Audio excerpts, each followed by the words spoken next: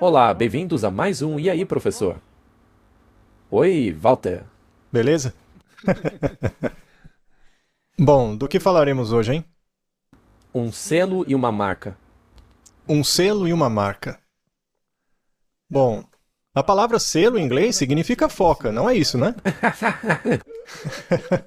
Eu acho que não é, né? Com certeza não. É um selo de verdade. Tá bom. Bem, vamos começar então. Vamos orar. Querido Pai Celeste, obrigado por nos abençoar e nos unir novamente. Pedimos que abençoe esta conversa e ilumine as nossas mentes. Mantenha-nos seguros e focados. Em nome de Jesus. Amém. Amém. Sabe, se fala muito sobre o selamento e o seu significado. Há muitas perguntas sobre esse tema. Há tantas versões com relação à marca da besta no mundo aí fora, que a gente pensou, bem, acho que vale a pena falar um pouco sobre esse tema. Vamos falar sobre selos e marcas. E aí, cada um pode decidir por si mesmo se a nossa explicação é bíblica ou não. E conforme você falou no último episódio do E aí, professor, chegaremos em um momento em que esse tema será predominante? Principalmente, Martin, porque nós estamos, e especialmente com relação ao último programa, estamos caminhando na direção ao momento em que a Igreja e o Estado se unirão. Muito em breve haverá um selo e uma marca. É isso mesmo. Teremos que escolher um ou outro. Exatamente. Não haverá uma terceira opção para escolher. E se escolher o selo, o governo irá atrás de você? Exato. Não dá para ficar em cima do muro nessa questão. Muito bem, Apocalipse 7, versículo 3. Ele fala sobre os servos de Deus que são selados em suas testas. Bem, as novas traduções dizem em suas testas, mas a versão King James, em inglês, diz dentro das testas, que eu acredito ser a tradução correta, porque aí significa o seu padrão de pensamento, suas decisões cognitivas, correto? Então, precisamos aguardar até que os servos de Deus sejam selados em suas testas. Em Apocalipse 13, 16, você tem a marca da besta, que é colocada na mão direita ou dentro da testa. Então, obviamente, há uma escolha a ser feita aqui. Ou o selo de Deus, ou a marca da besta. Um dos dois. E em Apocalipse 13, 17, lemos que ninguém poderá comprar ou vender, exceto aquele que tem a marca, ou o nome da besta, ou o número do seu nome. Em outras palavras, se você decidir escolher o selo ao invés da marca, haverá retaliações. Haverá consequências para essa recusa, correto? As primeiras retaliações são econômicas. Será que as pessoas sofrerão tarifas aumentadas em 25%, 50% ou 200%? Eu não sei. Mas vai ser mais ou menos assim. O início da opressão terá um caráter financeiro. Algumas pessoas não poderão comprar ou vender. A questão, Martin, é a quem você serve. Essa é a conclusão. Esse é o ponto principal. Romanos 6,16. Não sabeis que daquele a quem vos ofereceis como servos para lhe obedecer, desse mesmo a quem obedeceis sois servos, seja do pecado para a morte ou da obediência para a justiça? Veja só, Martin, esse texto é muito interessante. Então, se você comete pecado... Aliás, qual é a definição de pecado? Transgressão da lei. O que, por sua vez, leva à morte. O salário do pecado é a morte. Morte eterna. Morte eterna. Portanto, a transgressão da lei leva à morte eterna, assim como a obediência à lei leva à justiça. Ou melhor, digamos assim, de forma ligeiramente diferente, se compararmos com os outros versículos sobre os quais Paulo está falando. Se você tomar a decisão de abandonar seus pecados e confessá-los, neste caso, Cristo é justo e reto e te perdoa seus pecados e lhe dá o seu manto de justiça.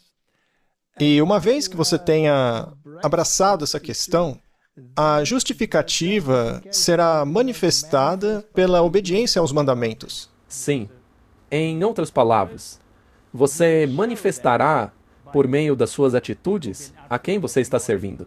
É assim que mostramos que a justiça dele foi incorporada em nós. Sim, muito bem. Agora, as igrejas estão todas muito confusas sobre essa questão.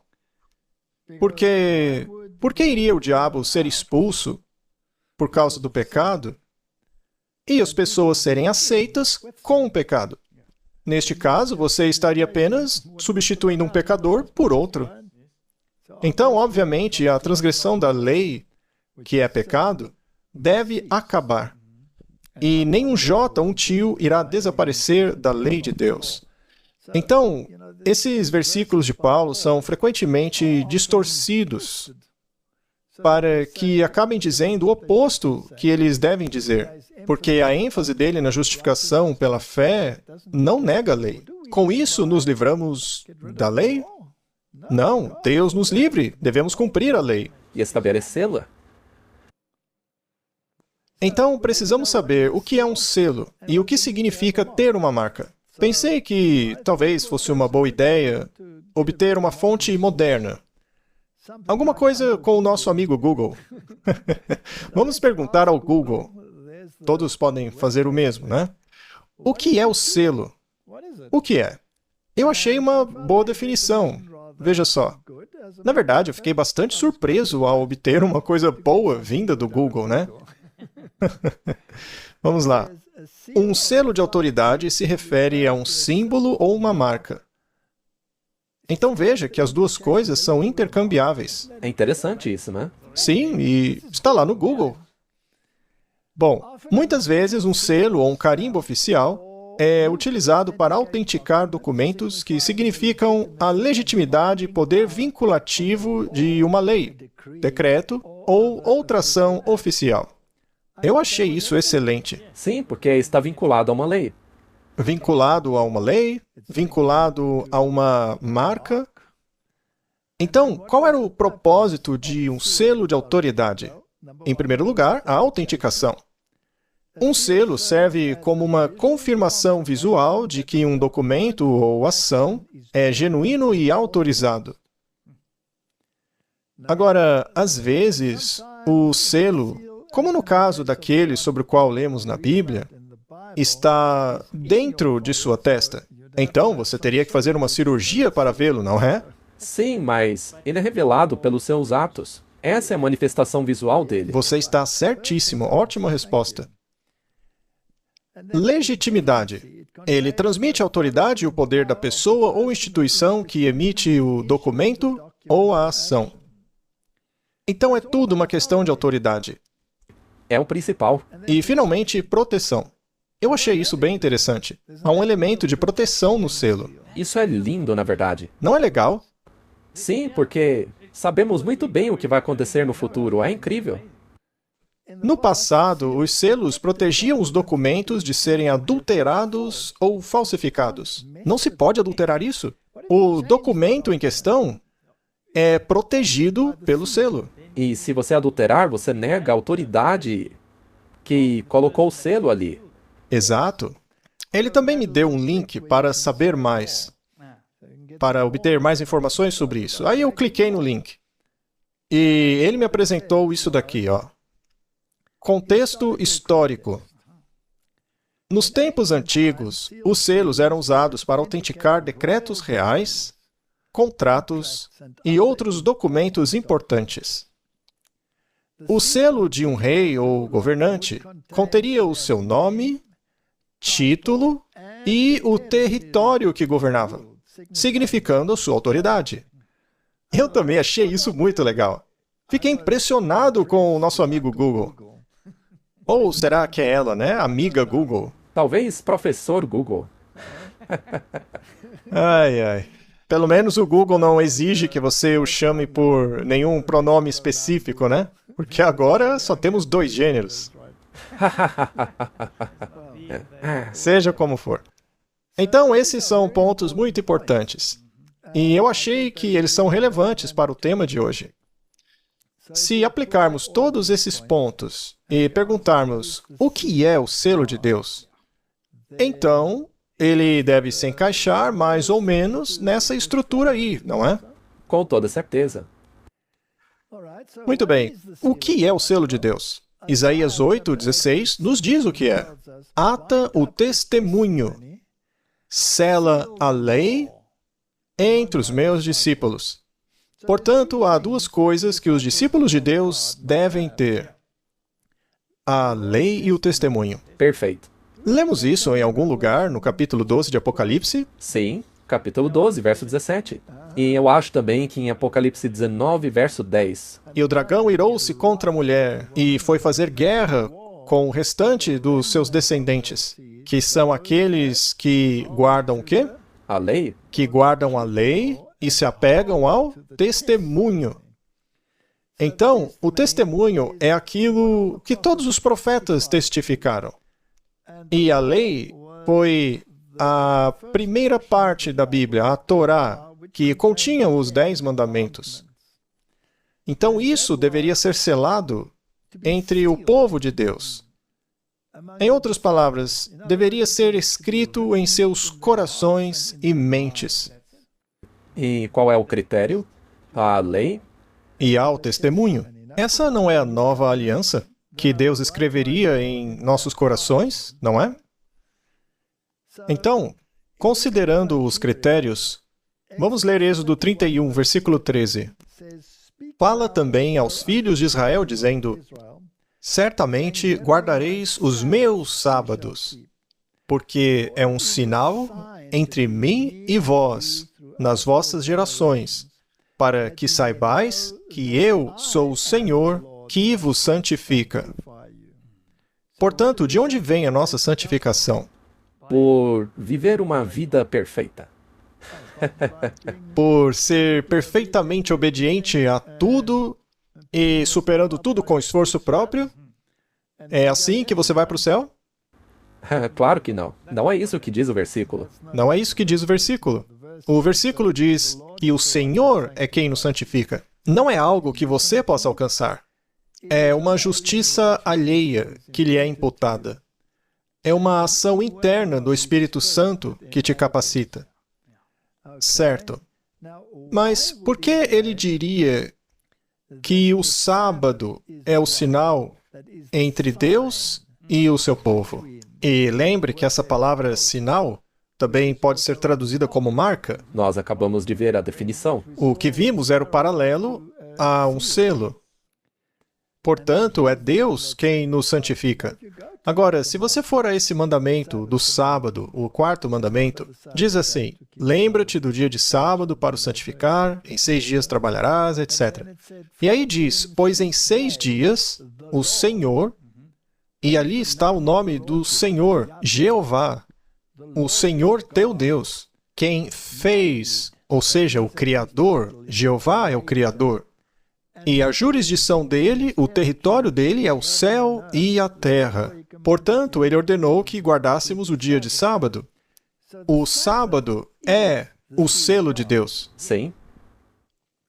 Mas não é só o sábado, porque o sábado autentica toda a lei ou documento. Sim, o documento está lá com todo o conteúdo. O sábado é apenas o selo. De autoridade. Não se mexe no selo. Você não pode mudá-lo. Mas o que o sábado sela? Bem, é a lei e o testemunho. A Bíblia inteira. Além disso, ele está no coração dos 10 mandamentos. Está no cerne da própria lei. O sábado é o selo dos 10 mandamentos. Sendo assim, por acaso podemos trocar esse selo? Não. Não. Mas e se alguém aparecer dizendo: eu vou mudar isso aí? Nesse caso, ele vai ter que se ver com a autoridade que pôs o selo ali. Essa pessoa teria que matar Deus e dizer: agora eu sou a nova lei. Caso ele não tenha feito isso, então existe um conflito de interesses, não é? Por acaso o chifre pequeno não se atreveu a mudar a lei? Sim. Não é? Ele pretendia mudá-la. Pretendia. Ora, se você muda a lei de Deus e quer colocar a sua autoridade sobre a dele, você não tem que pôr um outro selo na lei? Porque agora é outra lei. É um tipo de fraude. Você tira o original e põe o falsificado em cima. Teria que pôr um outro selo, não é? Se um governo tem leis estúpidas, aí vem um outro governo, revoga essas leis, joga tudo fora. Todas as leis da administração anterior e passa a escrever ordens executivas, mudando todas as leis, como está acontecendo agora. Então, uma nova assinatura tem que ser colocada lá, um novo carimbo de aprovação, um novo selo. É assim que se muda uma lei. Você tem que desfazer a anterior e colocar a sua. Mas e se a lei anterior for tão imutável que nem um J, um tio, pode ser movido dela? Aí você vai ter problemas. Mas você vai lá e muda mesmo assim. Aí você está realmente encrencado. Eu acho que é isso mesmo, Martin. Podemos dizer que, de acordo com a definição ali que vimos do Google, o quarto mandamento é a única lei que atende a todos os critérios necessários para um selo. Sim, com certeza. Eles disseram o nome, o título, o território. Porque se eu te desse uma ordem e te dissesse para você fazer X, Y, Z e assinei lá o meu nome, você provavelmente ia dar uma boa risada e jogar no lixo. Ou você teria um ataque de raiva, ou uma das duas coisas, certo? Mas se alguém com um pouco mais de influência pode te colocar na cadeia se você não fizer aquilo, bem, aí você encararia a situação de outra forma, né? Vamos colocar assim: se você me der uma multa de trânsito, eu vou rir dela. Não é mesmo? Mas se a multa for dada por um guarda de trânsito, aí é diferente. Pois é, mas é isso mesmo. Se uma pessoa qualquer tenta repreendê-lo na estrada, isso provavelmente vai levar a uma briga. Certamente não daria ouvidos à pessoa. Muito bem. Então nós estabelecemos que o mandamento, o quarto mandamento, está absolutamente alinhado com o selo. Deuteronômio 6, versículo 2. Para que temas ao Senhor teu Deus e guarde todos os seus estatutos e os seus mandamentos, que eu te ordeno, tu, teu filho, o filho de teu filho, todos os dias da tua vida, e para que os seus dias sejam prolongados. Vamos ler o verso 6? E estas palavras que te ordeno hoje estarão no teu coração, e as ensinarás diligentemente aos teus filhos, e delas falarás assentado em tua casa, e andando pelo caminho, e deitando-te e levantando-te. Ou seja, Martin, o tempo todo. Esse é o princípio que dita as nossas vidas. É algo que deve estar arraigado no nosso viver. Tema a Deus e guarde os seus mandamentos. Este é o dever de todo homem. Não foi isso que Salomão escreveu? Deve fazer parte de você. Não é uma coisa que seja como uma tarefa. Não, tem que ser parte do seu ser. Deve ser o princípio da nossa vida. E Salomão foi alguém que descobriu, por meio de circunstâncias dolorosas, que, de fato, esse deve ser o princípio da vida. Ele se desviou muito. Imagine só ter 200 esposas, cada uma com uma opinião diferente. Deve ter sido bastante estressante. E isso sem contar as concubinas, né? Você está falando só das esposas. Pois é. No total, dá cerca de 1000 mulheres. E as atarás como sinal, veja só a palavra aí de novo, e elas serão por frontais entre os teus olhos. Ou seja, Martin, você deve não apenas agir de acordo com a lei de Deus, mas também pensar de acordo com a lei de Deus. É algo que você deseja fazer. Tornou-se a sua mentalidade. Muito bem. Então, cele a lei e o testemunho. Aqui ele salienta a importância dos mandamentos e o selo de autoridade que autentica essa lei é encontrada no quarto mandamento dela. Certo. Qual é a diferença entre mandamentos e estatutos? Bem, Deus deu a eles muitas regras. Algumas eram estatutos civis, outros estatutos de saúde, outros estatutos morais. Então, é um coletivo. Porém, os 10 mandamentos foram escritos separadamente. e considerados de tal importância que foram escritos com o dedo de Deus e colocados em tábua de pedra e guardado dentro da Arca da Aliança, protegido por um propiciatório, porque a letra da lei te condena à morte como pecador. Então, você tinha que ser protegido da condenação pelo propiciatório, o ilastério, a expiação, a substituição. É uma teologia muito bonita. Certo. Podemos entender então que os estatutos foram dados em consequência do pecado Sim, e eles não podem ser mudados, apenas cumpridos. correto? Alguns deles, como os rituais e estatutos cerimoniais, foram cumpridos. Mas a questão moral é eterna. Por isso foi escrita em pedra. E quando chegarmos ao céu, até mesmo os outros estatutos estarão cumpridos e não valerão mais, só que a lei moral continua. Deus foi muito claro. A lei moral deve estar em nossas mãos. Isto significa temos que agir de acordo com ela. Os 10 mandamentos devem estar dentro de nossa mente para que pensemos adequadamente. Agora, onde é posta a marca da besta? Ou na mão ou na testa. Já a marca é diferente. Ela pode ser posta ou na mão ou na testa, ou seja, na mente. Ou seja, alguns farão por obrigação e outros porque acreditam naquilo. Farão porque acham que aquilo é o certo.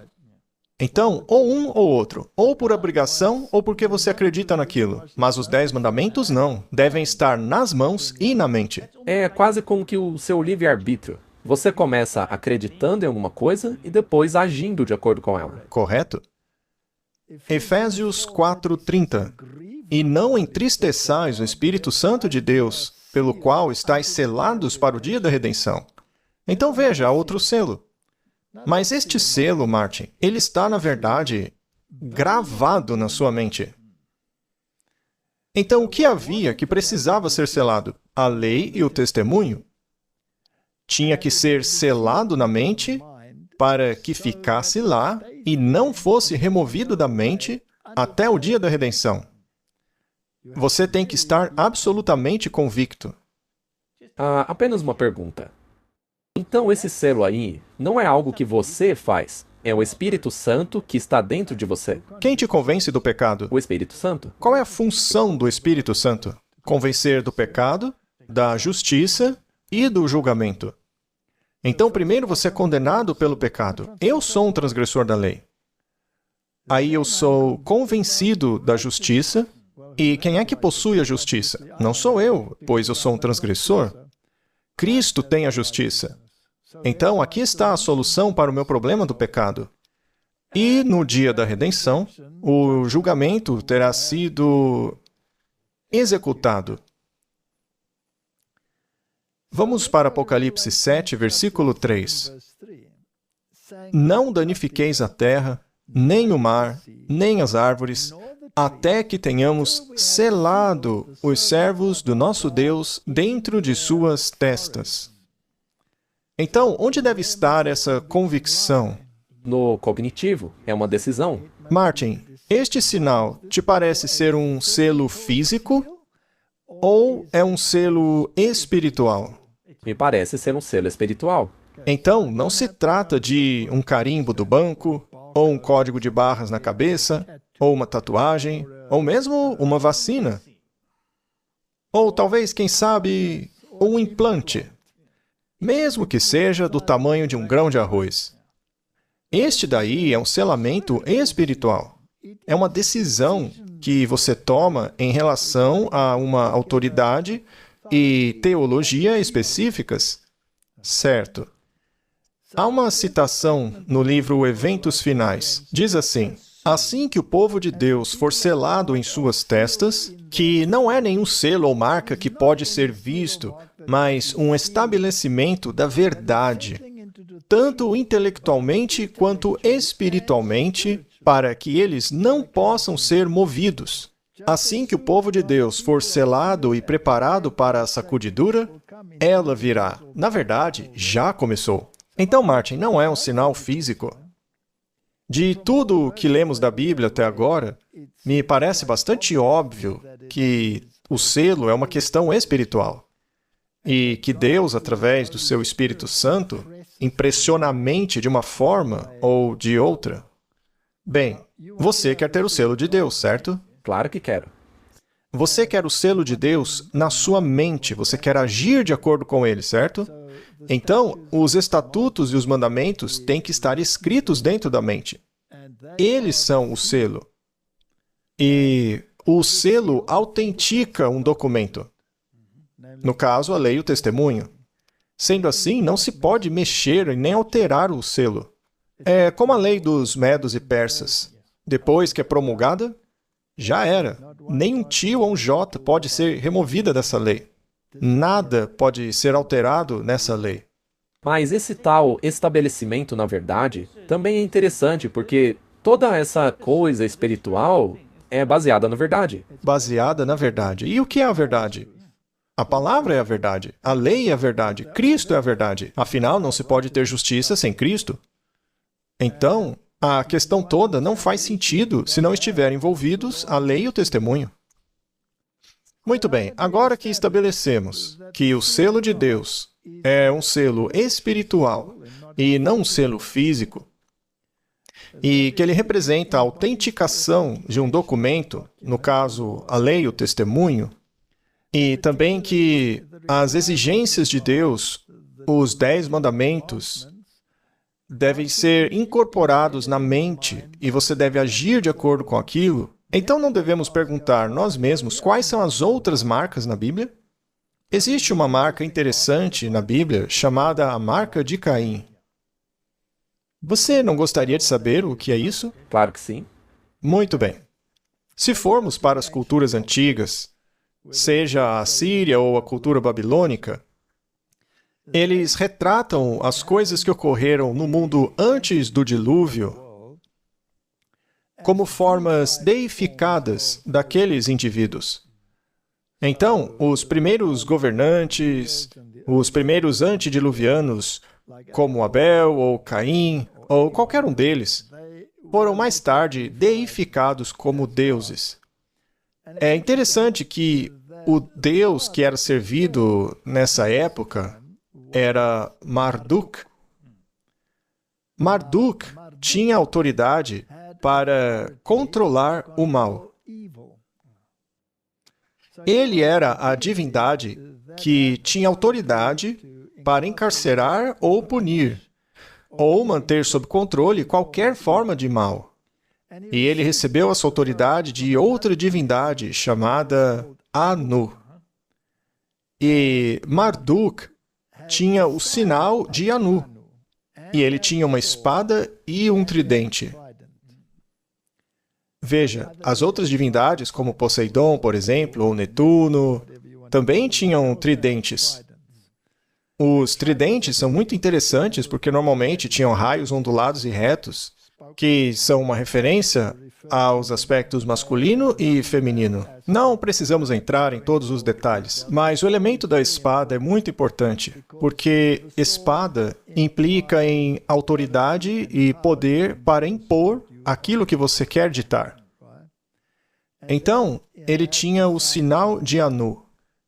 O sinal de Anu está aqui no braço. Parece um relógio, mas na verdade tem 8 raios. Basicamente 2 cruzes, uma sobre a outra. Então, são 8 raios. Esse era o sinal de Anu, ou o sinal de autoridade. Ao ampliarmos a imagem, vemos que há um anel ao redor da bainha, tudo com o sinal de Anu, que quer dizer que ele tinha autoridade para governar o mal. Esse livro de Tupper Saucy, Governantes do Mal, é um livro muito interessante, porque ele fala exatamente sobre este assunto. Ele considera as mitologias do mundo antigo e tenta determinar quem possui tal poder. Você vê estes sinais em relevos como esses daqui e também no teto do Capitólio. Você tem a espada na mão, o escudo governando sobre os desobedientes. Isso representa autoridade para governar. Essa espada geralmente está na mão do Estado, não é? A espada está nas mãos do Estado. Mas existe uma espada que é mais alta do que a espada do Estado, ou seja, a espada da Igreja. Uma é a espada espiritual, a outra é a espada secular. A espada espiritual é considerada mais poderosa que a espada secular. Portanto, a secular deve estar sujeita à espada espiritual. É uma união entre a Igreja e o Estado. Esse livro foi publicado com algumas capas diferentes. A primeira é essa daí à esquerda, que acabamos de comentar. Esse relevo você encontra no Capitólio dos Estados Unidos da América, lá em Washington, D.C. Agora, outra capa do mesmo livro, em outras edições, porque, como eu disse, tem várias, tem um padre jesuíta com o sinal de Anu, o que é muito interessante. Tupper Salce chegou à conclusão de que a espada espiritual por trás da espada secular foi imposta por meio de uma ordem militar que, segundo ele, foram os jesuítas. Essa é a conclusão a que ele chegou com base em sua pesquisa. E, pessoalmente, eu acho que ele acertou na mosca. Sem dúvida, se você usar outras fontes que temos, como, por exemplo, o espírito de profecia, vemos a mesma coisa. Muito bem. Vamos então destrinchar a marca de Caim. Gênesis 4, versículo 8, lemos assim: E falou Caim com Abel, seu irmão. E aconteceu que, quando ambos estavam no campo, que Caim se levantou contra Abel, seu irmão, e o matou.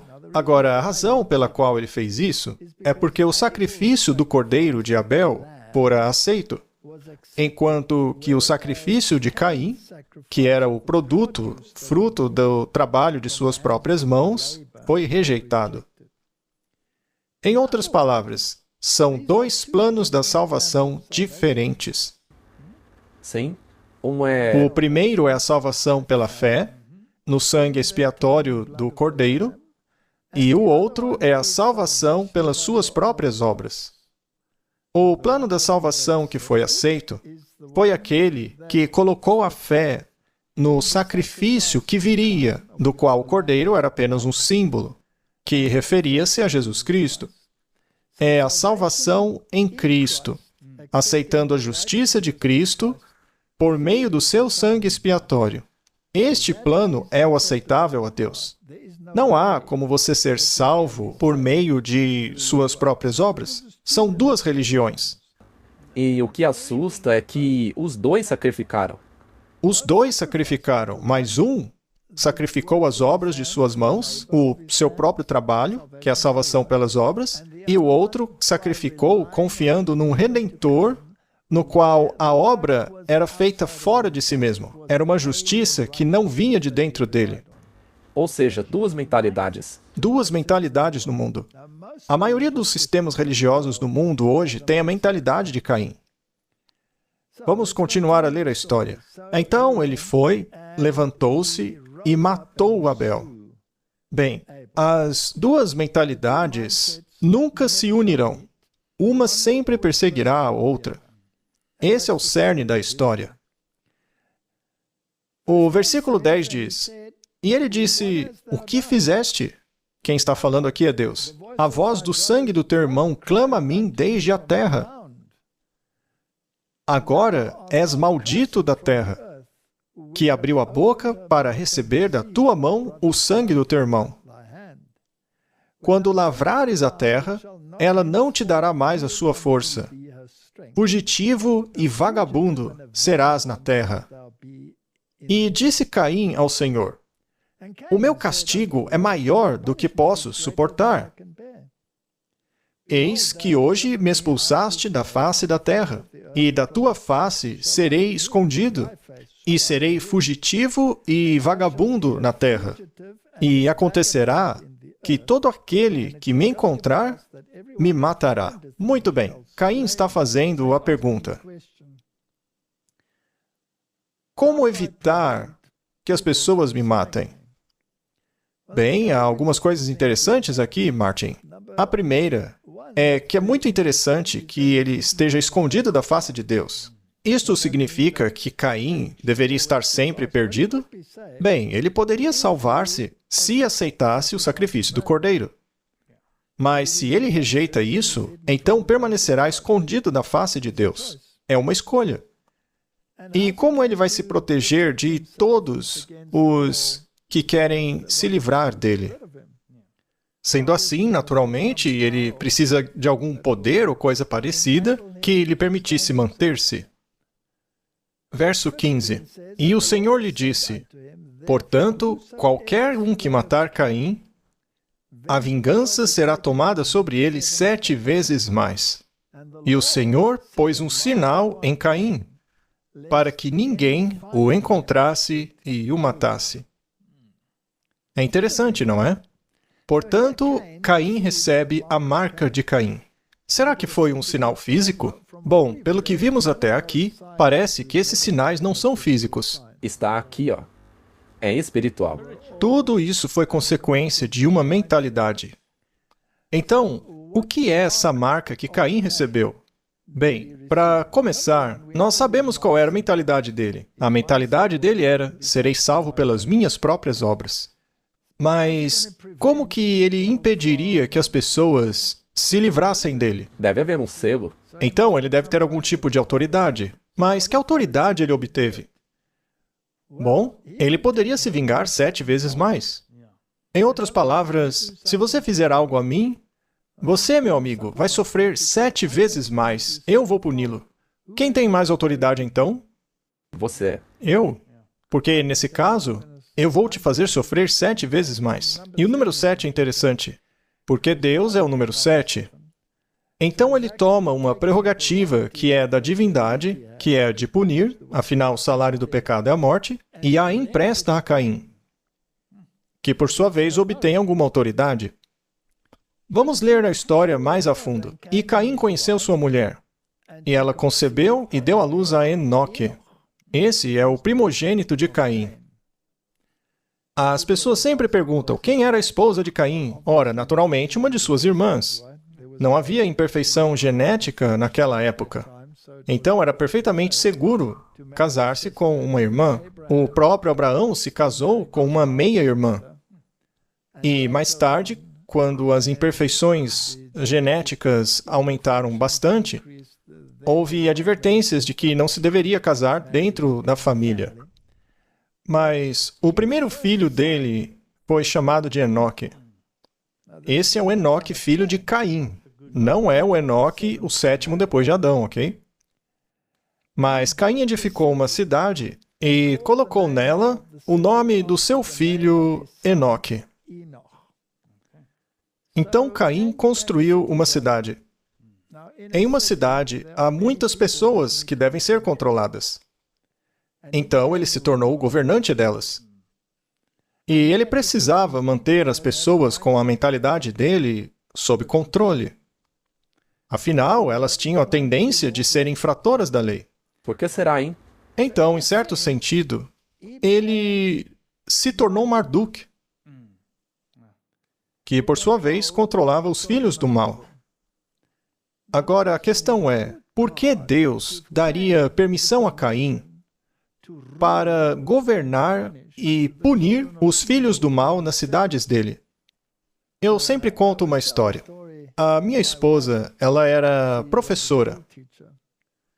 E ela também estava em uma escola onde havia muitas pessoas de origem desfavorecida. E, como acontece frequentemente, eram pessoas envolvidas com drogas, violência, faziam parte de gangues. Era um lugar muito perigoso para se estar.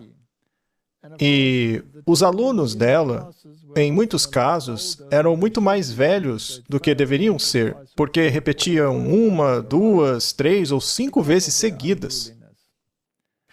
E, como uma pessoa bastante dócil e gentil, ela tentou manter a lei e a ordem, o que foi uma tarefa impossível. Então, em um ato de desespero, Ela disse que não iria mais aplicar nenhuma regra, nenhuma regulamentação, porque eles não davam ouvidos mesmo, eles ignoravam. Então ela disse a eles: agora vocês são os policiais. Vocês vão aplicar a lei e a ordem em sala de aula. Vamos ver como vão lidar com isso. Se alguém assobia e fala e não escuta na aula, qual será a punição dessa pessoa, no caso? Quem vai garantir que coisas assim não aconteçam? Porque comigo não funciona. Então, vocês vão fazer as regras e vocês vão dar a punição para os transgressores. Então, eles fizeram as regras. Conversar em sala de aula, punição tal. Andar em sala de aula, atirar objetos na sala de aula, punição tal. Etc, etc. Era uma longa lista de regras.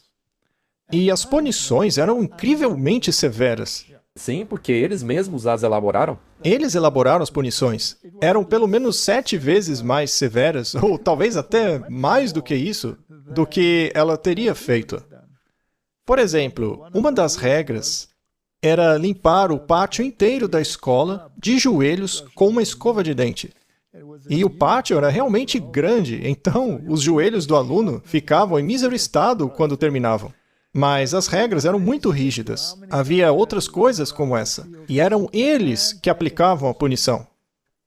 Então, a minha esposa cedeu a sua autoridade para os alunos rebeldes, porque, para começo de conversa, eles não a escutavam. E funcionou muito bem. Mas, muito bem. Caim construiu uma cidade, na qual habitavam aqueles que tinham a mentalidade dele, e deu a ela o nome do seu filho Enoque. E a Enoque nasceu Irade, que gerou a Meuagel, e Meuagel gerou a Metusael, e Metusael gerou a Lameque. E Lameque tomou para si 2 mulheres. O nome de uma era Ada, e o nome da outra era Zilá. Então essa é a primeira vez que um homem pegou para si mais de uma esposa. Essa é a progressão do que acontece quando nos afastamos de Deus. Sim, E agora ele está descendo o morro abaixo. está indo de mal a pior. E Lameque disse às suas mulheres Ada e Zilá: ouçam a minha voz, esposas de Lameque, ouçam o meu discurso, porque eu matei um homem que me feriu e um jovem que me ofendeu. Ele melhorou ou piorou? E muito pior. Pior. Então veja, segundo a Bíblia, ele foi o primeiro a matar uma pessoa depois de Caim. O primeiro foi o próprio Caim, depois dele governou Enoque, aí segue a genealogia, e então finalmente Lameque chega ao poder. E ele era um homem muito severo. Ele foi o primeiro homem na história da humanidade a tomar para si mais de uma esposa. E ele aumentou mais ainda a penalidade da lei, dizendo: se Caim for vingado 7 vezes, Lameque será 70 vezes 7. Agora, esse mesmo verso na Bíblia de Geneva diz o seguinte, e eu vou ler como se fosse o inglês moderno, tá? Diz assim: e Caim será vingado 7 vezes, e Lameque 70 vezes 7 vezes. Isso é muito interessante. Acredito que esse seja o sentido mais fiel. Então, devemos ler: se Caim será vingado 7 vezes, Lameque será 70 vezes 7 vezes. Vamos avançar um pouco agora.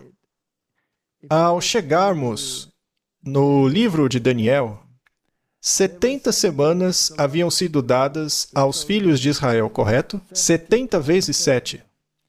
E se você pegar esse número e pular para a época de Cristo, a pergunta é: quantas vezes devo perdoar o meu irmão? 70 vezes 7. 70 vezes 7. Isso seria 490 vezes? Então, Martin, se a tua esposa te irritar 490 vezes, aí você não precisa perdoar mais, não é? Brincadeira. Mas o que isso realmente significa? Bom, quando chegamos a 70 semanas foram dadas aos filhos de Israel.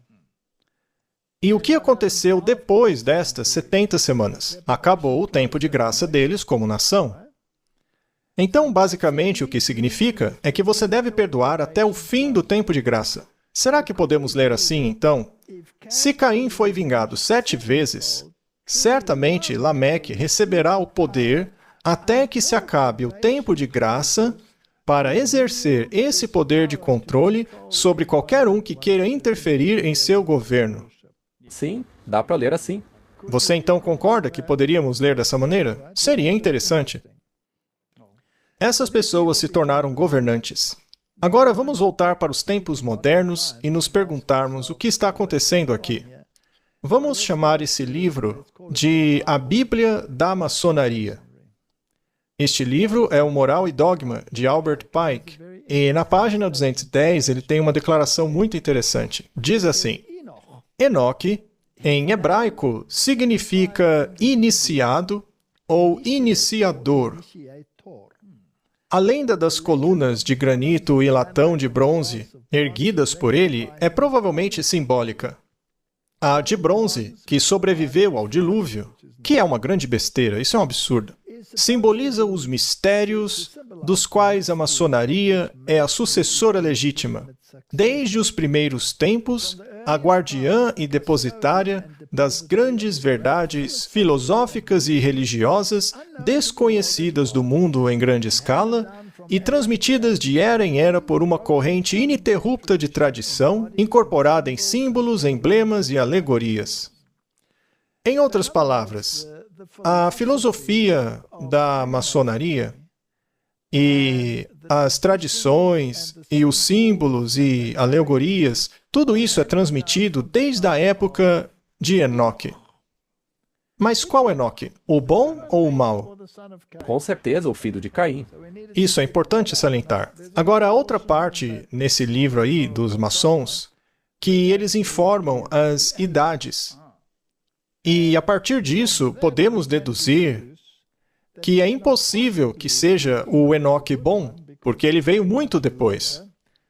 Pelo contrário, se refere ao tempo do Enoque, filho de Caim. Então, é daí que vem esse poder exercido nos bastidores e será exercido até o fim dos tempos. Além disso, ainda dentro dos escritos maçônicos, aprendemos que Nimrod é aquele, depois do dilúvio, que perpetuou essa filosofia. E é claro que o Cã tinha pleno conhecimento dos mistérios. Ele tinha um cérebro muito bom, só que não era exatamente o filho mais fiel que Noé tinha, não é verdade? Mas o filho de Noé, Cã, tinha essa filosofia, essa dicotomia em sua mente, e passou ela para sua posteridade. Então, Nimrod, que era um dos filhos de Cush, ele é o iniciador da maçonaria moderna. Acontece que, na verdade, é a mesma filosofia que veio de Caim. Eles exerciam uma autoridade específica. E o nome dele significa rebelde. Sim. Ele se rebela contra Deus. Contra Deus. É ter uma mentalidade contrária a Ele. É ter um outro plano de salvação. Agora vamos voltar àqueles relevos antigos e ver se conseguimos encontrar alguma coisa. Esse daqui data de 823 a 811 a.C. Esse é o governante Shamash Adad V. Vamos dar uma olhada em alguns símbolos. Mais uma vez, ele usa o mesmo relógio que Marduk usava, mas nesse caso não dá para ver a face do relógio. Mas aqui em cima você vê o círculo de 8 pontas, de 8 raios. Este é o sinal de Anu. E logo aqui você tem algo que se parece como uma bússola, certo? Como um compasso e um esquadro. Você tem o símbolo de Baal Haddad. É algo que pode ser semelhante ao que chamamos de calendário asteca atualmente. E então você tem uma tríplice coroa ali. É muito interessante. Aí nos perguntamos, ao longo da história, quem tem todos esses símbolos? Agora, é muito interessante o que ele tem em volta do pescoço. Vemos aqui a cruz de Malta. Obviamente, não tem nada a ver com o Calvário, pois isso ocorreu mais de 800 anos antes de Cristo. Então, a cruz de Malta é muito importante. Tem também esse cinto, e logo abaixo você vê o cabo da espada dele, que representa a sua autoridade. E no outro braço, com certeza vemos o sinal de Anu. Sim, o sinal de Anu está logo aqui embaixo. Então temos aqui todos os símbolos. E esses governantes poderosos eram os únicos que receberam o poder de Marduk a fim de governarem. E, em nome de Marduk, eles controlavam os filhos da desobediência. Essa é a imagem de Caim. Então, com tudo isso em mente, vamos continuar até chegarmos na marca da besta. Então, vimos a marca de Caim, e obviamente é um símbolo que lhe deu autoridade para se proteger contra qualquer um que quisesse interferir em seu governo. E ele também fundou as cidades e as alegorias e os símbolos que, segundo a maçonaria, dá honras a Lúcifer. É um sistema de salvação pelas obras. Esse sempre foi o ponto principal. É o mesmo que Caim. Agora, Martin, o maior sinal de Anu no mundo hoje está lá na Praça do Vaticano. São 8 linhas de 2 cruzes, uma dentro da outra. Então, esse é o sinal de autoridade de Anu. Então, Anu foi quem lhe deu autoridade. Agora, se você ler a Bíblia, verá que aquele que permitiu que ele governasse o mal foi o próprio Deus. Mas quem é realmente adorado é Marduk. Então, aqui está o símbolo dessa autoridade. Agora, quando o autor daquele livro colocou na capa os jesuítas com o símbolo de Anu em seu pescoço, será que ele não quer dizer que estes estão governando os maus nos bastidores? É o que ele quer dizer. Agora, qual é a marca da besta? Bem, já sabemos qual é a marca de Deus, então qual é a marca da besta? Apocalipse 14:9. E seguiu-os o terceiro anjo, dizendo em alta voz: se alguém adorar a besta e a sua imagem e receber a sua marca na testa ou na mão, essa pessoa, então, estará exposta à ira de Deus. Correto? Portanto, não queremos isso. Mas quem é essa besta? Uma pergunta.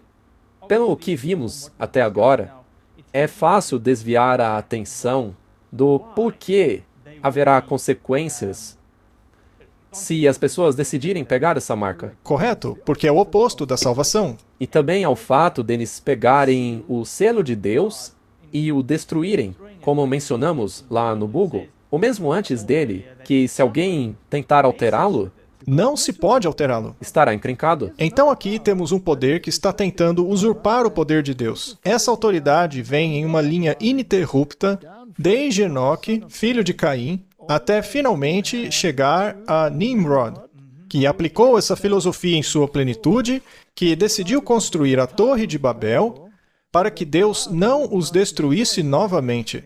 Deus já havia prometido que não os destruiria com água. Mas eles desafiaram a promessa de Deus mais uma vez. Eles não acreditam nas promessas de Deus. Não acreditavam que o Messias viria para pôr inimizade entre a tua semente e a semente dela, etc. Eles não acreditam no plano da salvação. Muito bem. Agora, todos os reformadores da Idade Média acreditavam que essa besta representava o catolicismo. E é fascinante que o maior sinal de Anu de todo o planeta está bem ali, no quartel-general da besta. Muito bem. Agora vamos perguntar à Igreja Católica qual é a marca da autoridade dela.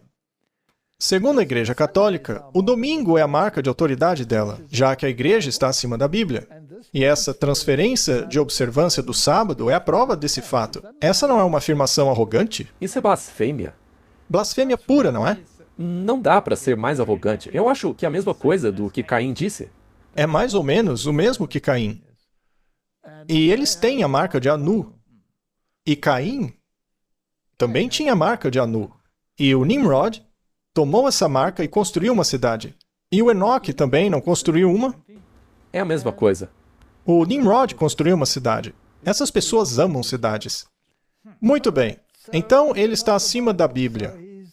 Ele está fazendo uma lei para si mesmo, dizendo: removerei o selo que está no mandamento do sábado, que dá autoridade à lei, e colocarei o meu próprio selo, o domingo. É por isso que o domingo é a marca de autoridade dos papas. É o selo deles, que querem ter a mesma jurisdição de Deus, o céu e a terra. Pelo menos é o que eles acreditam, já que colocam uma tríplice coroa na cabeça, igual o rei assírio. Essa tríplice coroa representa que ele é o governante do céu, da terra e das profundezas.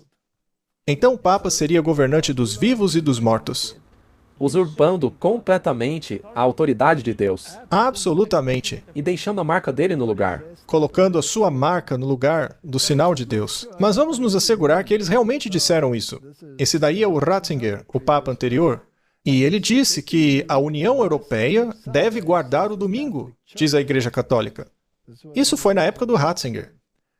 E o Papa João Paulo II, que foi declarado um santo, disse que uma pessoa que viola a santidade do domingo deve ser punida como herege.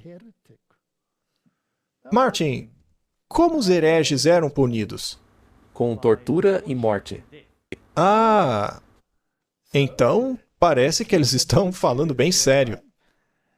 Isso significa então que eles querem exercer a autoridade deles sobre os outros? Com certeza?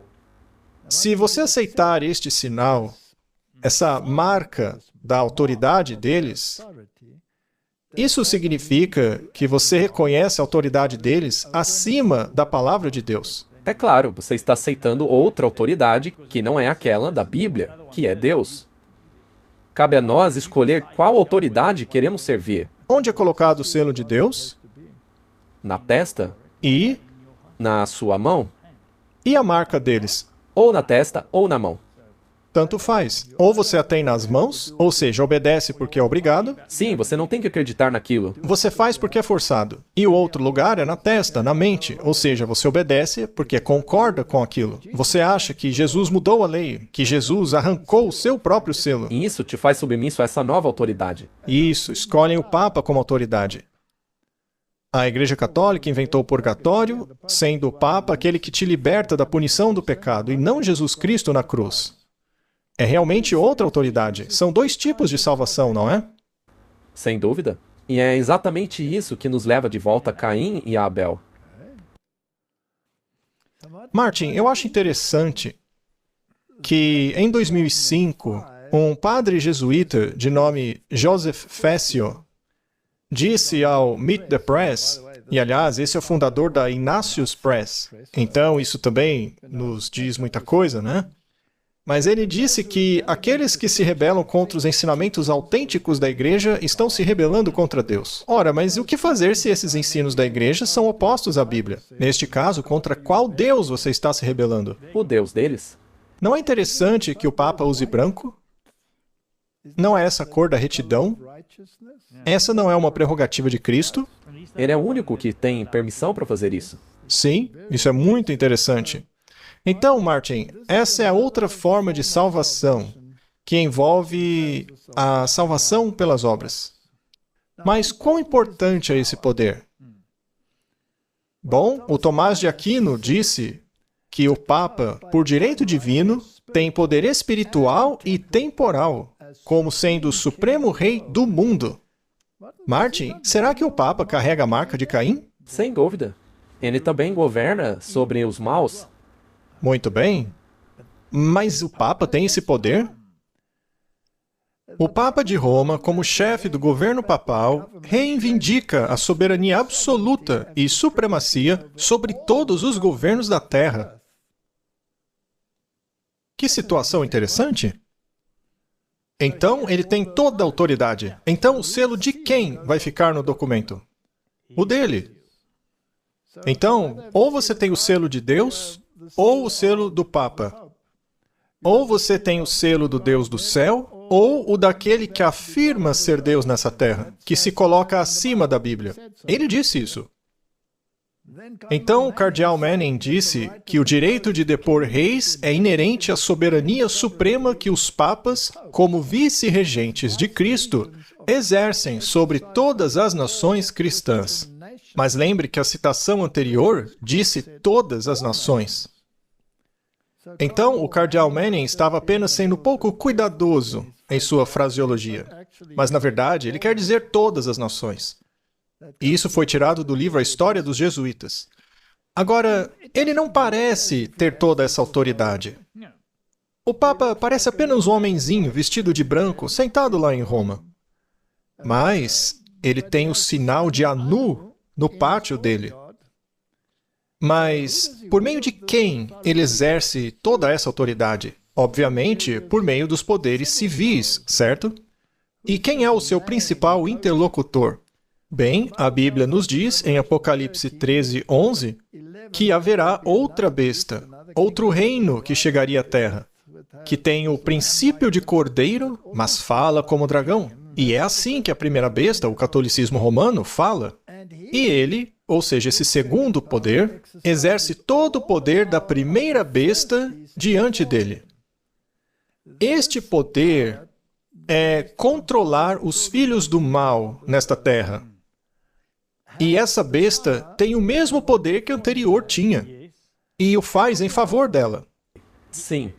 Já que esse segundo poder faz com que a terra e o que nelas habitam adorem a primeira besta. Ela faz isso em favor da primeira besta, aquela cuja ferida mortal fora curada. Então aqui está o poder que sabemos que só pode ser aplicado aos Estados Unidos da América, porque é um poder semelhante ao de um cordeiro e deve ter poder político suficiente para controlar os problemas da terra. E deve surgir quando a primeira besta, o catolicismo, parece receber uma ferida mortal. Parece receber uma ferida mortal. Na verdade, ele apenas sai dos holofotes, mas continua atuando por meio dos seus poderes maçônicos e governa o mundo por trás das cortinas, por meio do seu segundo poder. E o segundo poder surge exatamente no mesmo momento em que o primeiro recebe a ferida mortal. Exatamente. Não pode ser nada mais além dos Estados Unidos. Não há dúvida sobre isso. Hoje é os Estados Unidos que têm poder para mandar no jogo. Sendo assim, os Estados Unidos também devem ter o sinal de Anu. Muito bem. E essa segunda besta, os Estados Unidos, é uma imagem da primeira besta, Roma. Ora, veja como os dois se parecem. E a pergunta é: qual é o objetivo disso? Bom, o objetivo é que a Igreja e o Estado governem juntos. Já falamos sobre a união da Igreja e do Estado no nosso último episódio. Então, vamos nos certificar de que é isso que eles querem mesmo. Agora, com isso em mente, veja, por exemplo, o selo da Universidade de Georgetown. Essa é a universidade jesuíta favorita dos grandes presidentes e poderosos para educar os seus filhos. Sua fundação foi em 1789. O lema da universidade é Utraque Unum, os dois em um. E a inscrição em latim, Collegium Georgium Palatum, ad Ripas Potomac, em Marilândia, que significa o Colégio de Georgetown às margens do Potomac, em Maryland. É interessante que a sede do governo também fique lá em Maryland, não é? Parece até mesmo um presente da Igreja Católica, ou um empréstimo. Vamos colocar assim. Bom, aqui está o selo da Georgetown. Isso daqui é um selo. Ora, então tem autoridade envolvida. Selos são coisas muito interessantes, né? E no selo nós vemos uma águia que está empunhando aquele escudo que já mostramos. Uma de suas garras está segurando o globo e com a outra a cruz. Ou seja, um representa o poder espiritual e o outro representa os poderes seculares da terra. E ambos serão utrac unum, ou seja, os dois em um.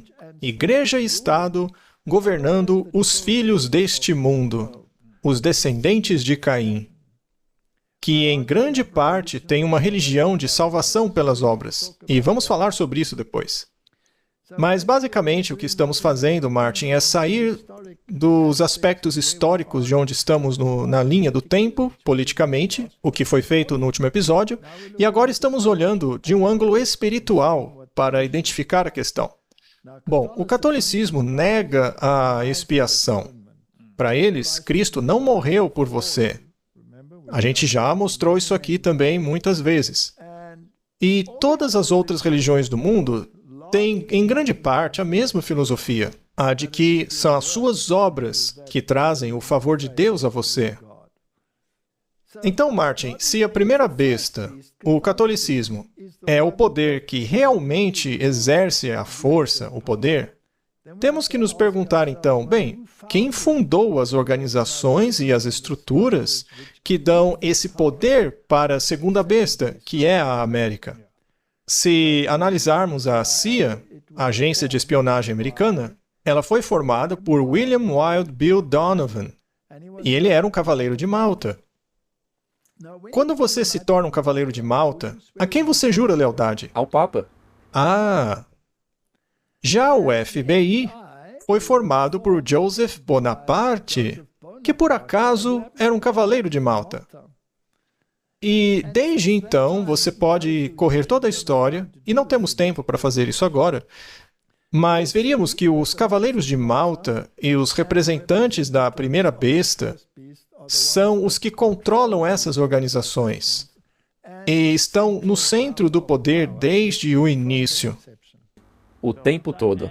E naquela estátua do rei lá, que era de 800 antes de Cristo, também tinha a Cruz de Malta ali, não tinha? Correto? E esses cavaleiros de Malta têm o mesmo emblema. Eles têm exatamente o mesmo emblema. Então, todos estes poderes estão governando hoje.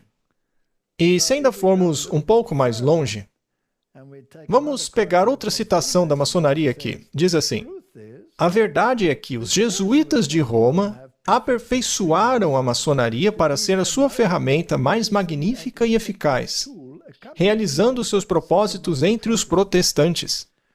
Há um pequeno truque que você pode aplicar para fazer isso. Você basicamente cria as estruturas e depois proíbe as estruturas, de modo que você pareça ter se distanciado delas. Depois, ao proibi-la para os católicos, você atrai os protestantes para ela, e você passa então a governá-los sem que eles saibam. É assim que acontece. Então, isso é um grande projeto que estamos expondo aqui. Mas vamos voltar à história. Vamos dar uma olhada em Salmanasar III. Esse daí é um rei assírio. Ele seria o precursor dos reis babilônicos. E Jeú é aquele a quem Deus deu poder para punir Israel. Está lá na Bíblia essa história. Não é mesmo? Sim, o Jeú era um rei de Israel. Sim, ele foi ungido como rei de Israel. Foi Elias que o ungiu. Então, Jeú iria governar sobre os desobedientes e puni-los. Acontece que Jeú estava submisso a Salmanassar III. Veja que no obelisco negro de Salmanassar, você tem um relevo de Jeú se curvando a Salmanassar. Então, Jeú estava sujeito a ele. Jeú estava sujeito a outro. Ele era súdito do rei da Síria. O que é muito estranho, não é? Aqui temos o desenho do que vemos no relevo em cima. Para facilitar a compreensão, vemos Salmanasar e Jeú ajoelhado. E aqui estão aqueles que estão apresentando os presentes, que os estão carregando, e todos eles usam o mesmo chapéuzinho, veja. Esse também é chamado de o chapéu frígio, e foi um símbolo do que foi usado na Revolução Francesa. É muito interessante a história.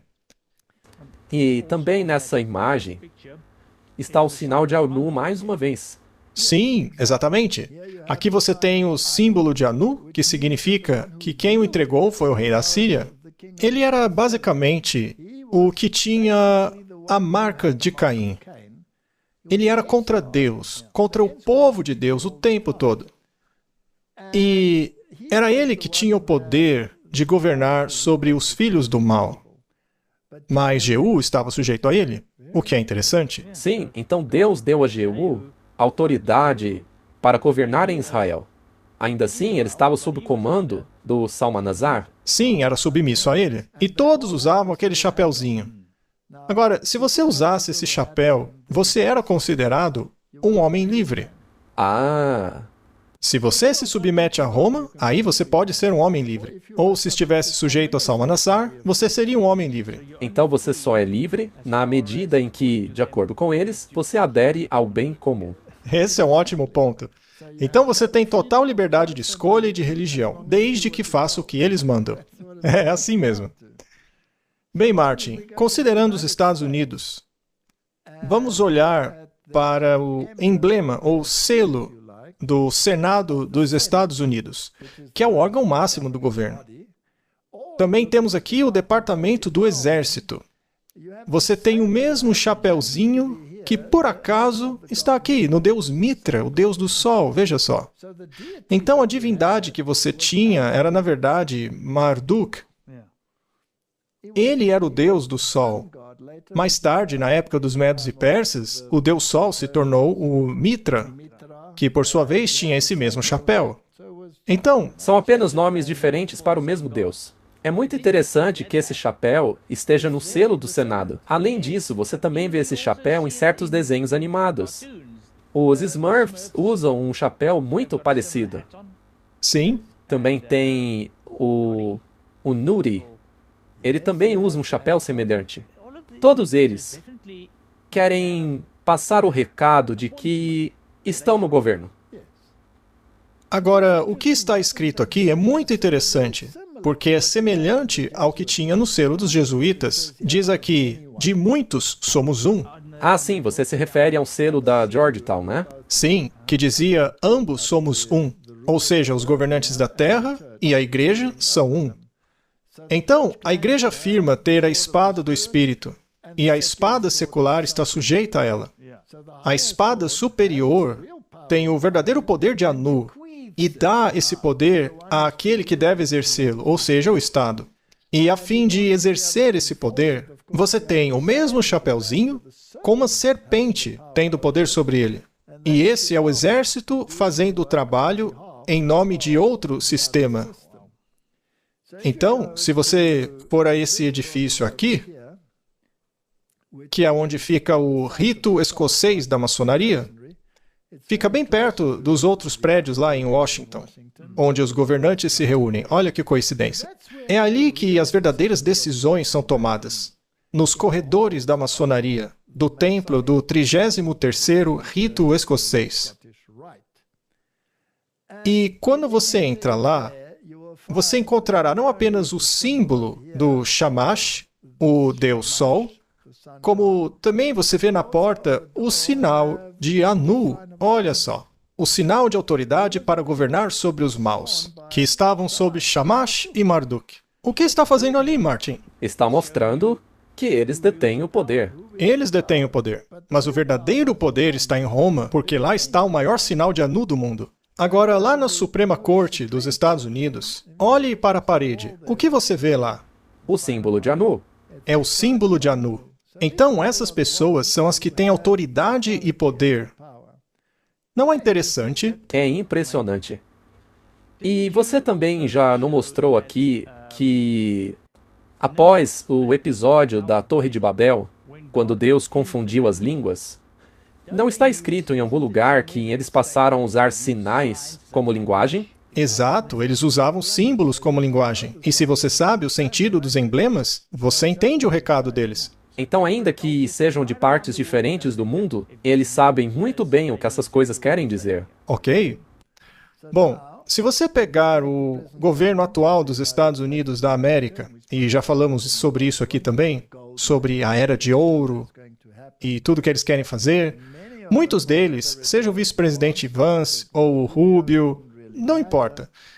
Eles não tinham vergonha de aparecer com estes sinais em suas testas, que pareciam indicar lealdade à primeira besta. Afinal de contas, esse negócio de cruz da quarta-feira de cinzas pertence à primeira besta. Então, com isso, estão passando a mensagem que são emissários Quase embaixadores, da primeira besta. Não é isso mesmo? correto? Não é isso que a Bíblia diz que eles são? Nós precisamos ter o selo de Deus em nossa mente e em nossas mãos. Então não pode ser um sinal físico com o qual você fica andando por aí, porque isso é muito semelhante a dizer, veja o que eu fiz com as minhas obras. Eu estou mostrando que estou alinhado com um plano de salvação que é oposto ao plano da salvação de Cristo. Sim, mostra a qual autoridade você está se submetendo. Exatamente. Então, quando a igreja e o Estado se unem, ambos se tornam um, que é basicamente contra a Constituição dos Estados Unidos, que separa a igreja do Estado. Algo que o atual presidente do Congresso já disse discordar completamente. Mas ao defender a união da igreja e do Estado, você está indo contra a Constituição. Lemos em Testemunhos para a Igreja, volume 5. Nosso país repudiará todos os princípios de sua Constituição como um governo protestante e republicano, e fará provisão para a propagação de falsidades e ilusões papais. Não está acontecendo? Dá para ver na testa deles? Então poderemos saber que chegou a hora da impressionante obra de Satanás e que o fim está próximo. Isso é a escrita na parede. Claro que é. Mas nem todos estão entendendo o que está sendo escrito na parede. Exatamente. Nem mesmo os líderes. Porque lemos também em outra declaração o seguinte: não há muitos, mesmo entre os educadores e estadistas, que compreendam as causas que fundamentam o estado atual da sociedade. Aqueles que detêm as rédeas do governo não são capazes de resolver o problema da moralidade, corrupção, pobreza, pauperismo e aumento da criminalidade. Então, temos todos esses cartéis, todos esses movimentos, tentam destruir esse, aquele, mas parece que a coisa só piora, nada melhora. Temos aí a crise do fentanil, daquela droga terrível. Mas agora existe uma esperança. A era de ouro tem essa euforia, né? Pois é. Eles estão lutando em vão para colocar as operações comerciais em uma base mais segura. Você diria que o mundo está em uma turbulência econômica neste exato momento? Ora, qualquer pessoa consegue ver isso. Se os homens dessem mais atenção ao ensino da palavra de Deus, descobririam a solução dos problemas que os deixam perplexos. Mas eles não o fazem. Eles não encontram a solução porque não procuram na palavra de Deus. Eles buscam a solução no poder de Anu, na marca de Caim. E então o grande enganador persuadirá os homens de que aqueles que servem a Deus estão causando estes males. Ou seja, Martin, haverá tornados, haverá catástrofes, haverá ainda mais drogas chegando, todo tipo de caos econômico. E a classe que provocou o desagrado do céu colocará a culpa de todos os seus problemas sobre aqueles cuja obediência aos mandamentos de Deus é uma perpétua repreensão aos transgressores. Será declarado que os homens estão ofendendo a Deus pela violação do sábado dominical, que este pecado trouxe as calamidades, que não irão parar até que a observância do domingo seja rigorosamente aplicada, e que aqueles que apresentam as reivindicações do quarto mandamento, que incorpora o selo de Deus, como vimos nas Escrituras, destruindo assim a reverência pelo domingo, perturbadores do povo, impedindo a restauração do favor divino e prosperidade temporal. Então, para que essa tal era de ouro funcione, é necessário colocar as pessoas de volta na linha, obedientes ao sistema. As leis terão que se tornar cada vez mais draconianas e opressoras para isso. Por fim, dirão que precisamos recuperar a moralidade, temos que levar as pessoas de volta a Deus. Mas qual Deus? Aquele que coloca cinzas na sua testa? Ou do Deus que coloca o seu selo dentro da sua mente? Essa não é a escolha? Sim, temos que escolher qual autoridade. E se você olha para os eventos atuais, a gente está muito próximo, né? Essas leis não podem ser... Veja, não é improvável que aconteça muito em breve. Eu creio que os últimos eventos serão rápidos. Então, essa é a era de ouro que eles querem tanto alcançar. E cada um deles está propagando uma utopia aqui na Terra. Por outro lado, a Bíblia diz que a terra irá de mal a pior, e aí sim o reino de Deus será estabelecido, quando todos os sistemas políticos da terra forem destruídos. Exatamente. A citação anterior não dizia prosperidade temporal? Sim. Nós desenvolvemos minuciosamente aquilo que chamamos de cartão de ouro, que muito em breve estará à venda. Por $5 milhões, permitiremos que as pessoas mais bem-sucedidas na criação de empregos de todo o mundo tenham a oportunidade de comprar a cidadania americana. É como o Green Card, mas muito melhor. Como comandante-chefe, meu foco é construir o exército mais poderoso do mundo. E como primeiro passo, vou pedir ao nosso Congresso que financie um domo de ouro, um escudo de defesa antimísseis para proteger a nossa pátria. Totalmente feito nos Estados Unidos. Outros países já têm isso. E os Estados Unidos precisam ter também, certo, Tim? A gente também precisa ter. Eu quero agradecer a todos. Isso é muito importante. Pois esse mundo é perigoso e a gente precisa disso. Precisamos estar protegidos. Vamos proteger os nossos cidadãos americanos. Eu acredito que a minha vida foi salva naquele dia em Butler por uma boa razão. Fui salvo por Deus para tornar a América grande novamente. Eu creio nisso.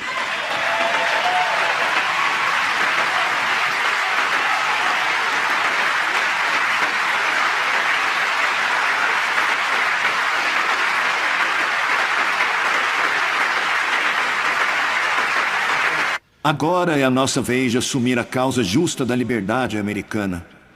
Chegou a hora de tomarmos o destino da América em nossas próprias mãos e começarmos os dias mais emocionantes da história do nosso país. Será a nossa melhor era.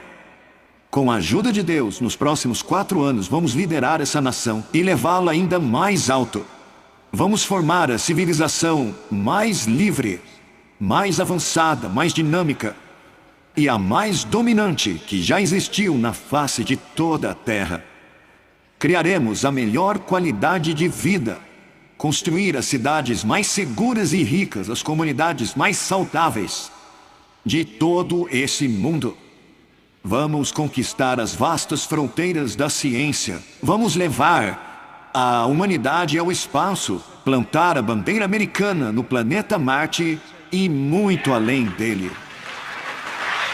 Cidadãos americanos, preparem-se para um futuro incrível, porque a Era de Ouro da América apenas começou.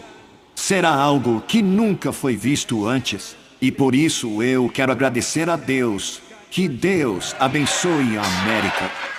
Vale a pena mostrar isso de novo, não é? Eu também acho. Percebi uma coisa interessante que não tinha visto da última vez. Essa era será construída. Ah, Nimrod foi um grande construtor. Caim foi um grande construtor.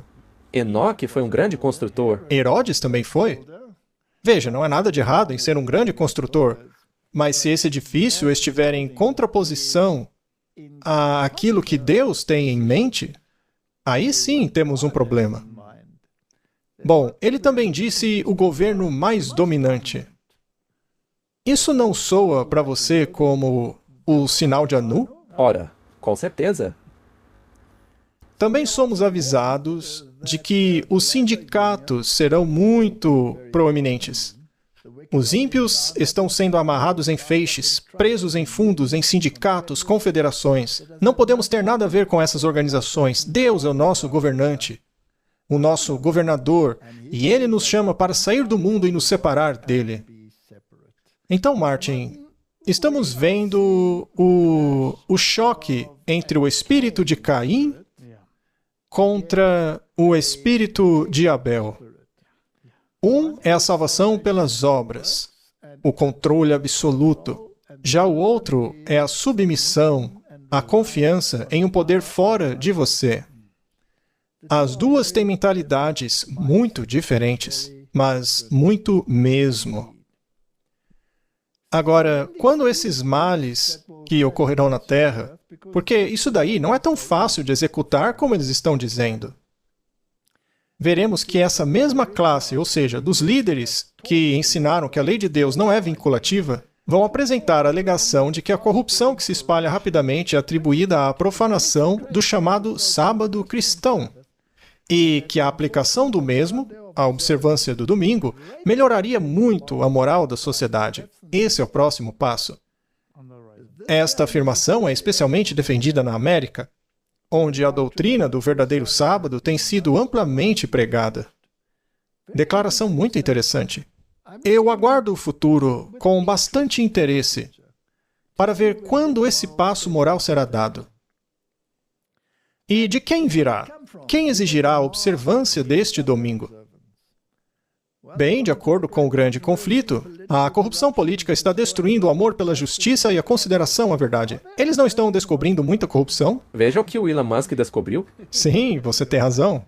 Mesmo na América Livre, os governantes e legisladores, a fim de ganharem o favor da população, cederão à demanda popular por uma lei que imponha a observância do domingo. A liberdade de consciência, que custou um sacrifício tão grande, não será mais respeitada. O Trump não está se gabando de ter vencido no voto popular? E todos os outros estados oscilantes votando nele? Não seria esse um prenúncio do povo dizendo o que quer? Correto? Eles não estão convidando os oligarcas do mundo para comprar um cartão de ouro de 5 milhões de dólares para promover esse sonho de prosperidade? O mesmo acontece com as tarifas, caso você não construa na América. É por isso que todos vocês podem vir e fazer isso na América, esse país de ouro. Mas o que a Bíblia diz, Martin? Ela diz: "Ide agora, vós, homens ricos, gritai e uivai por vossas misérias que virão sobre vós. Vossas riquezas estão corrompidas, vossas vestes estão roídas pela traça, vosso ouro e vossa prata estão enferrujados. A ferrugem deles será uma testemunha contra vós, e comerá vossa carne como se fosse fogo. Vós acumulastes tesouros para os últimos dias." Agora, considere esses filantropos multimilionários. Eles realmente se preocupam com o pobre? Claro que não. E claro, haverá a influência do espiritismo ao mesmo tempo. À medida que o espiritismo imita mais de perto o cristianismo nominal da época, ele tem maior poder para enganar e enredar. Até fogo descerá do céu. Haverá falsas manifestações. O próprio Satanás é convertido segundo a ordem moderna das coisas. Ele aparecerá no personagem de um anjo de luz através da agência do espiritismo. Milagres serão realizados e os doentes serão curados. Muitas maravilhas inegáveis serão realizadas. E uma vez que os espíritos professarão fé na Bíblia e manifestarão respeito pelas instituições da igreja, mas qual igreja, Martin? Roma, é claro. Exato. Seu trabalho será aceito como uma manifestação do poder divino. Então, tudo isso junto é o que podemos esperar dos últimos dias. E então teremos um tempo de angústia como nunca houve, desde que há nação até aquele tempo. Mas a boa notícia é que, naquele tempo, seu povo será libertado, todo aquele que for achado escrito no livro. Estamos perto desse tempo? Olha, eu acredito que sim, muito perto. Apocalipse 20, versículo 4, nos diz: "E vi tronos e aqueles que estavam sentados sobre eles, e o julgamento foi-lhes dado. E vi as almas daqueles que foram degolados por causa do testemunho de Jesus e da palavra de Deus, e que não adoraram a besta, nem a sua imagem, nem receberam um sinal na testa ou nas mãos, e eles vieram e reinaram com Cristo por 1000 anos." Então, mesmo que eles sejam a minoria aqui, em Cristo, eles terão a vitória. Eles vencerão a besta. Terão a vitória sobre a imagem. Então, essas duas fotos aqui, essa besta com os elementos da Babilônia e da Medo-Pérsia e da Grécia e de Roma e que possui o sinal de Anu. Martin, essa vitória será do povo de Deus. E o que diz Jesus? Apocalipse 19, 20. "E da sua boca sai uma espada, com a qual ele ferirá as nações." Isso não me parece uma era de ouro para mim. Parece para você? Para mim, isso parece como a rocha de Daniel 2, que destrói os reinos dos homens. e ele as regerá com vara de ferro, e pisará o lagar do vinho da ira de Deus, o Todo-Poderoso. 1 Coríntios 15, 24. Então virá o fim, quando ele entregar o reino a Deus, o Pai, e quando houver destruído todo domínio e toda autoridade e poder. Que domínio? Que autoridade? Que poder? Aqueles que governam debaixo da marca de Anu, que foi transmitida por meio da linhagem de Caim. Martin. Os governantes do mal. Estamos vivendo as cenas finais da história da Terra. Podemos esperar os eventos mais fascinantes que os seres humanos já viram. O selo ou a marca? Qual escolheremos? O selo, com certeza. Vamos orar. Pai Celestial, oramos fervorosamente para que estejamos na posição privilegiada de sermos capacitados pelo Deus do céu para aceitar o selo do Deus Todo-Poderoso. Sele a lei e o testemunho. Sele a tua autoridade em nosso coração. O teu selo, que tem o teu nome, o teu título e a tua jurisdição, não pode ser alterado. Mesmo que venha alguém dizendo estar acima da Bíblia e ter o poder para fazê-lo, nos ordenando a nos curvar ao ensinamento da igreja dele, a observar a marca da besta, ou então sermos considerados como hereges.